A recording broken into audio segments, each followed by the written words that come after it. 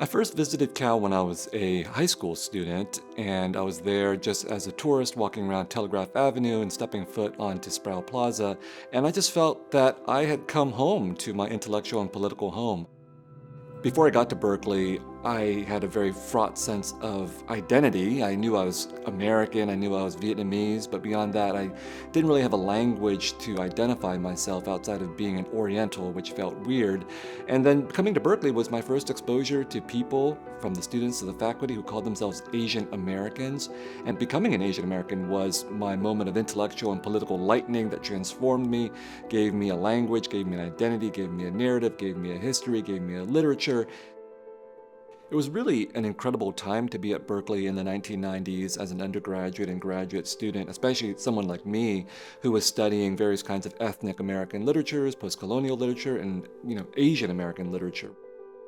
My exposure to some of the best scholars in the country working on this, but also some of the best writers working on this, from people like Maxine Hong Kingston and Bharti Mukherjee, who were professors in the English department, who were writers, who I took classes from. This was all very inspiring.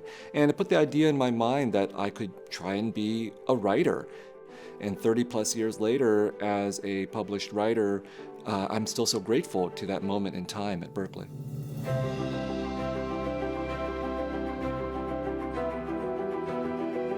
I was really lucky to have a lot of fellowship support when I was at Berkeley, but honestly, it was still not a lot of money. It was certainly more money than a lot of other graduate students were getting, so I was very grateful for that.